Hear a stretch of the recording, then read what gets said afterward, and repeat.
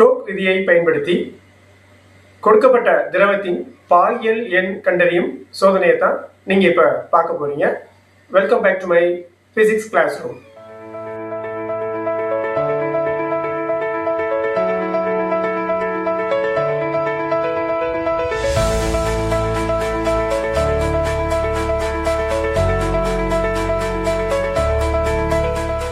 Stroke விதியை பயன்படுத்தி கொடுக்கப்பட்ட திரவத்தின் பாகியல் எண் கண்டறியும் சோதனைக்கான ஆய்வு அமைப்பை தான் நீங்கள் பார்க்குறீங்க.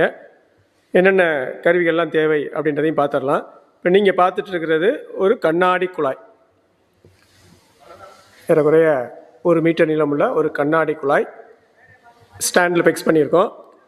இந்த கண்ணாடி குழாய்க்குள்ள விளக்கெண்ணெய் கேஸ்டர் ஆயில் நிரப்பியிருக்கோம். கோள வடிவ குண்டானது இந்த விளக்கெண்ணெய் வழியாக உள்ளே பயணம் செய்யும்போது அது கடக்கும் தூரத்தை அளப்பதற்கு ஒரு ஸ்கேல் பக்கத்தில் ஃபிக்ஸ் ஆகிருக்கு. கோள வடிவ குண்டு, சிறிய குண்டுகள், காரிய குண்டுகள், லெட் ஷாட்ஸ் பயன்படுத்த போகிறோம். ஸ்டாப் வாட்ச் தேவை. அடுத்து ஒரு திருகலவி ஸ்க்ரூ காஜ். கோள வடிவ குண்டினுடைய ஆரம் கண்டறிவதற்கு இதை நாம் பயன்படுத்தலாம். எக்ஸ்பெரிமெண்ட்டை ஸ்டார்ட் பண்ணுவோம். நான் இந்த கோள வடிவ குண்டை இந்த குழாய்க்குள்ளே போட போகிறேன். போட்டேன். குழாய்க்குள்ளே இந்த குண்டானது வந்து கொண்டே இருக்கிறது. ஒரு குறிப்பிட்ட தொலைவு பயணம் செய்த பிறகு அந்த குண்டானது டெர்மினல் வெலாசிட்டி முற்றுத்திசை வேகத்தை அடைந்துவிடும். ஒரு 20 சென்டிமீட்டர்கிட்ட வரும்போது நான் டைமர் ஆன் பண்ண போகிறேன். ஆன் பண்ணி இது கீழே தரையை அடையும். தரையை எந்த இடத்துல எப்போ அடையுதுன்னு பார்ப்போம். அந்த நேரத்தில் டைமரை ஆஃப் பண்ணுவோம். இந்த இடைப்பட்ட நேரத்தை நம்ம குறித்து கொள்ள வேண்டும். 20 சென்டிமீட்டர் கடக்கும்போது நாம் ரீடிங் ஸ்டார்ட் பண்ணலாம் அப்படின்னு சொல்லியிருந்தோம். டைமர் ஆன் பண்ணலாம் அப்படின்னு. அந்த 20 சென்டிமீட்டர் ஸ்கேல் பார்த்திங்கன்னா கீழே எங்கே முடியுதுன்னு பார்த்தீங்கன்னா 20 ஆரம்பித்து கீழே அப்படியே வந்துட்டே இருந்தீங்க அப்படின்னா இது ஒரு 60 சென்டிமீட்டரில் கரெக்டாக முடியும். நீங்கள் பார்த்தீங்கன்னா தெரியும், கீழே 60 சென்டிமீட்டர் முடியுது. ஸோ இப்போ ஆக்சுவலாக 20 அப்படின்ற ரீடிங் அதற்கு சமமாக இருக்கும் அப்படின்னா 40 சென்டிமீட்டர் டிஸ்டன்ஸ் அது. அப்போ 20 கிடக்கும்போது நம்ம ஆன் பண்ணுறோம் அப்படின்னா 60 சென்டிமீட்டர் ரீச் பண்ணுது கொண்டு so the distance travelled by the bob is 40 centimetre. இதை தான் நம்ம நோட் பண்ணிக்கணும். இதே மாதிரி நாம் வெவ்வேறு குண்டுகளை உள்ளே போட்டு ரீடிங்ஸ் எடுக்க போகிறோம் இல்லையா? அப்போ ஒரு முறை 20 சென்டிமீட்டர் வச்சுருந்தோம் அப்படின்னா அடுத்த முறை 21, அடுத்து 22, அடுத்து 23 என்று 3 வெவ்வேறு தொலைவுகளை நாம் எடுத்துக்கொள்ளலாம். இப்போ 2வது குண்டை உள்ளே போடுவோம். குண்டு வந்துட்டுருக்கு, பார்க்கலாம் நீங்கள். அது முற்றுத்திசை வேகம் அடை வரைக்கும் காத்திருப்போம். ஒரு 20 சென்டிமீட்டர் கிட்ட வரும்போது முற்றுத்திசை எடுத்துவிடும். இப்போ நம்ம ஸ்டார்ட் பண்ணிடலாம். டைமர் ஓடிட்டுருக்கு.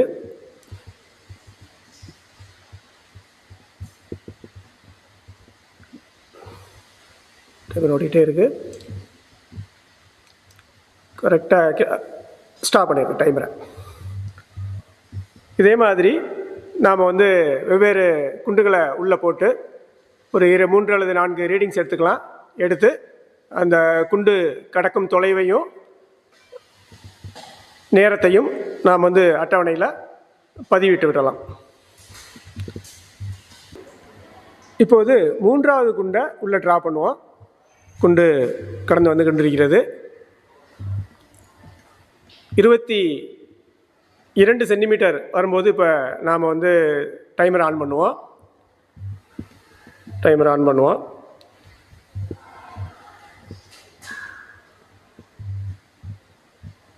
தரையை தொடும்போது டைமர் ஆஃப் பண்ணிடலாம். எவ்வளவு தூரம் கடந்திருக்கிறது எவ்வளவு ஆஃப் பண்ணிடுங்க. இப்போ இந்த லெட் ஷாட் பார்க்குறீங்க.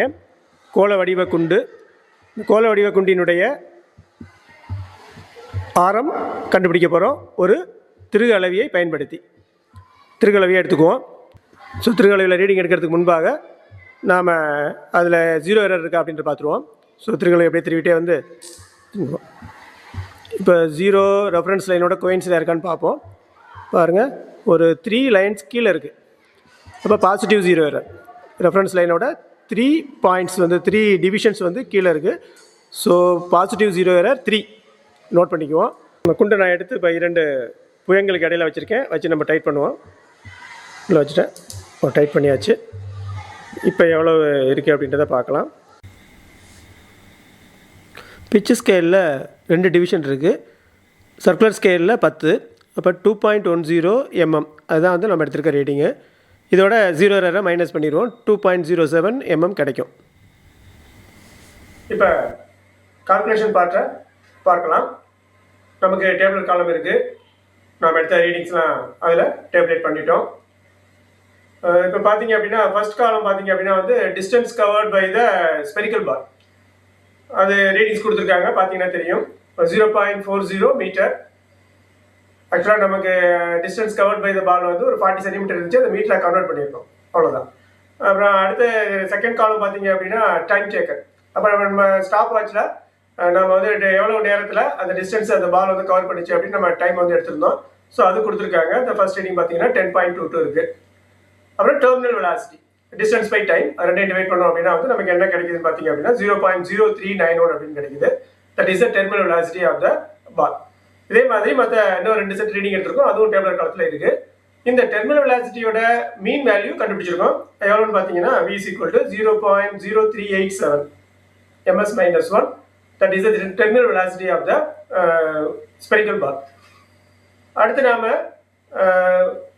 விஸ்காசிட்டி பாயியல் எண் கண்டுபிடிக்கிறதுக்கான பாட்டை பற்றி பார்க்கலாம் நம்ம வந்து. ஸோ நமக்கு என்னென்னலாம் டேட்டா இருக்குது அப்படின்றத பார்ப்போம். டெர்மினல் வெலாசிட்டி நம்ம கண்டுபிடிச்சாச்சு. இந்த ஏற்கனவே பார்த்த டேபிளர் காலத்துலேருந்து 0.0387 ms minus 1 இருக்குது.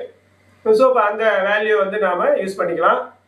அதற்கு பிறகு நமக்கு density of the spherical ball நம்ம லெட் ஷாட் யூஸ் பண்ணோம். அப்போ இந்த லெட்டோட density that is delta equal to 11340 kilogram metre minus 3.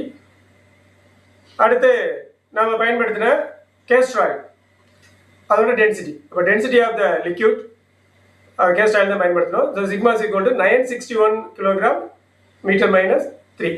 இது அதோட டென்சிட்டி. அப்புறம் நம்ம radius of the spherical ball நம்ம ஸ்க்ரூ கேஜ் பயன்படுத்தி இந்த ரேடியஸ் கண்டுபிடிச்சோம். நம்ம ஆக்சுவலாக டயமீட்டர் கிடைச்சது நமக்கு 2.07 அப்படின்னு கிடைச்சிருந்தது மில்லிமீட்டர். அதை வந்து 2 டிவைட் பண்ணோம்னா ரேடியஸ் கிடைச்சிடும். அப்போ 1.035 10⁻³ மீட்டர். So coefficient of the viscosity of the liquid, அதுக்கான சமன்பாடு பார்க்குறீங்க. Equation 2r²g delta minus sigma divided by 9b.